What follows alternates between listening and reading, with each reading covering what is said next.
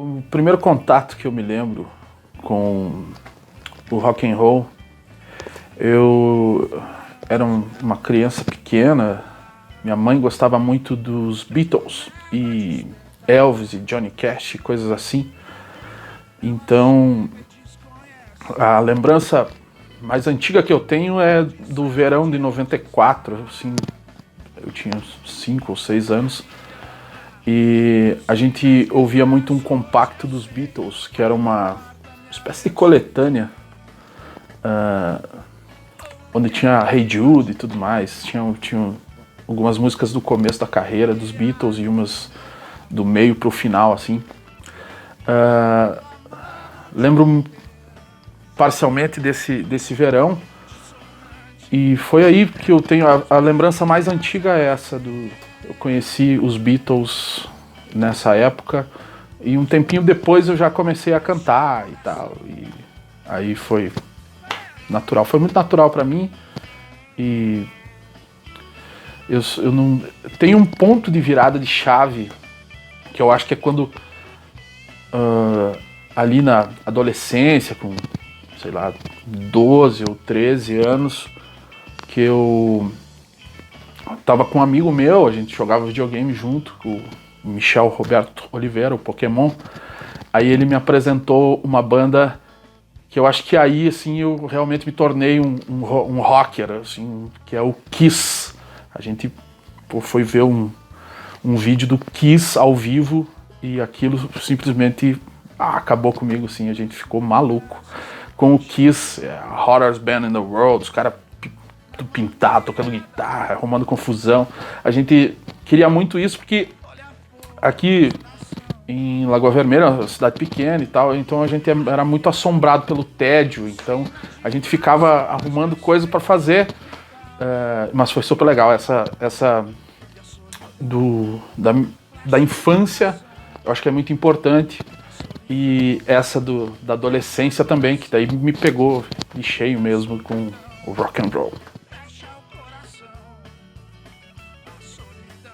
Também foi um processo muito natural, porque mais ou menos nessa idade, né, a galerinha tocava um violão ali e tudo mais, comecei a tocar, eu já cantava antes, mas eu comecei a aprender alguns acordes e tal, junto com o Poc, a gente começou a tocar meio junto, assim, já pra arrumar o que fazer, né, e outra porque a gente ouvia som o dia inteiro sem parar, e como a gente tinha uma certa limitação de coisas para ouvir, então a gente ouvia a mesma coisa sempre o dia inteiro.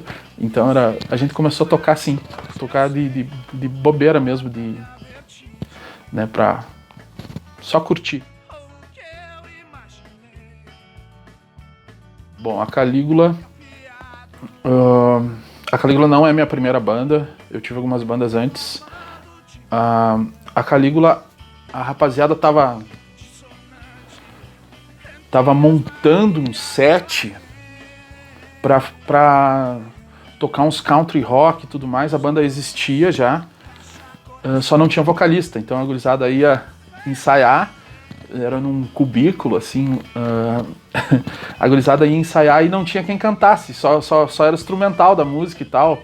Tinha um microfoninho lá pro cara mandar a mais ou menos a linha, e daí não tinha vocalista, a gurizada me chamou lá.